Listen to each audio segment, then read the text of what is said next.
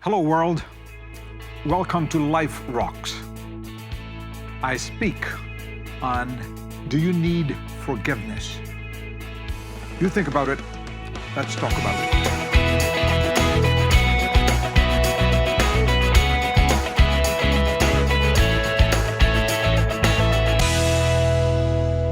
Forgiveness that everybody searches for is right within your grasp.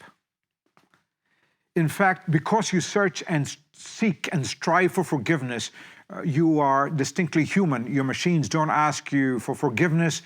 Your animal pets don't ask you for forgiveness. When one of them fails, another one misbehaves.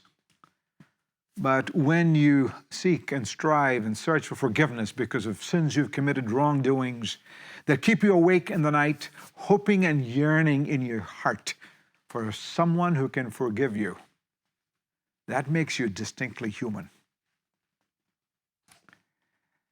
So throughout history, there have been many offerings of forgiveness. If you type out "need forgiveness" on your search engine, you'll find matters of partial forgiveness. Some sins can be forgiven, others cannot. But who wants partial forgiveness? You can also find temporary forgiveness.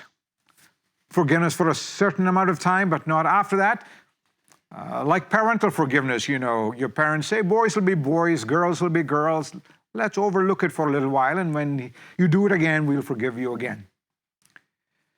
Not only partial and temporary forgiveness, you'll find conditional forgiveness all over the internet. 1, 2, 3, if you do these steps, especially in self-punishment and penance, you will be forgiven. It makes you feel very good to punish yourself in order to receive forgiveness, but you're never sure. Then there's arbitrary forgiveness.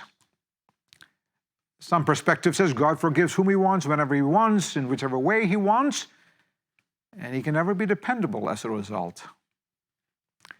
So instead of partial and temporary and conditional and arbitrary forgiveness, what you and I need, we need is full, final, permanent, in fact, judicial forgiveness. Because there's a judicial charge against you and me. And at the standard of perfection, we have failed. Some time ago, I was in Southern Africa, wanting to get a haircut, went into a shop where the barber had signs in my mother tongue all over his shop. I asked if he could read them. He said no. I wondered why he had signs from this particular language. He said, I am from your part of southern India, and the language is dear to me even though I don't know it. Because invaders have stolen our language and our religion, we were the original ones in the country, and now I support people of our kind in a neighboring country who are fomenting revolution. I told him, I can read these signs for you. And my forefather believed just like you about those who stole our language and our religion. But then he found the God who forgives. So we finished my haircut. I was about to pay.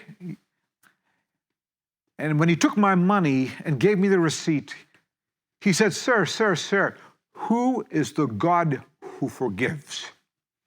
Throughout the entire time that he was cutting my hair, he was wondering who was the God who forgives.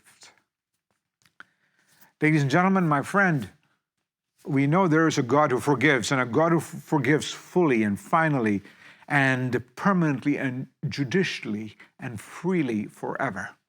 In fact, a God who cannot give you full and final and permanent and judicial forgiveness is not God at all. Who's this one?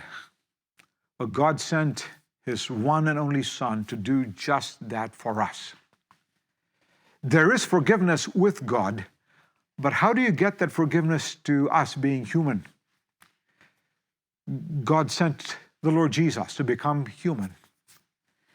that in addition to the physical death, the eternal death that we face because of our need for forgiveness, he addresses it by his physical death, and then he rises from the dead to give you forgiveness, to free you from your sin and shame forever.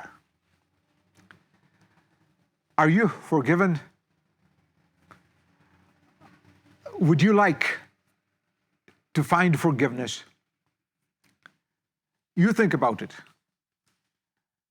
and let's talk about it.